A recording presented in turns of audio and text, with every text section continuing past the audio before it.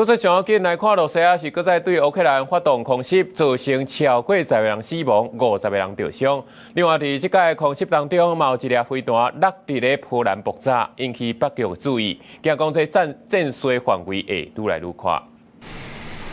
羅西亞7月30透早，擱再針對烏克蘭發動大規模空襲，首都基輔擱再成做攻擊目標。大陣人密入去地下鐵的車站，烏克蘭總統澤倫斯基的故鄉克利夫洛也予人鎖定。當地一間徛家，被羅西亞飛彈擊到，一口罩5個人全死，其中包括2個敢若5歲甲12歲的查甫囡仔。澤倫斯基批評羅西亞大量使用北韓的飛彈，粗殘殺害烏克蘭民眾。Союз московських покидьків з божевільним режимом Північної Кореї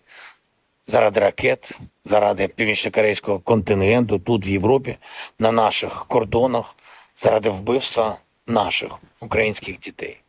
為了切斷烏克蘭西邊的補給線，羅西亞也罕咧鎖定烏克蘭西部大城利維夫等等，挖進波蘭邊境的城市利維夫當地2棟大樓，互飛彈擊到導火，上無26個人受傷，當時有順利救到一個查甫囡仔。Такі ситуації, де самі можуть бути причавленими плитами. Тобто я просто пишаюсь тим, що в нас є такі хоробрі хлопці. 烏克蘭軍方統計，這屆羅西亞攏總射70多粒真歹炸落來的大道飛彈，也閣有280多隻的自殺無人機。在空襲過程當中，羅西亞一粒飛彈飛過界，入去波蘭的領空6分鐘，落尾離烏克蘭邊境95公里的遠鄰爆炸，蹦出一個10公尺寬的窟窿。 Według oceny ekspertów wojskowych zdecydowana większość śladów, w tym odnalezione elementy, wskazują na rosyjską rakietę CH-101.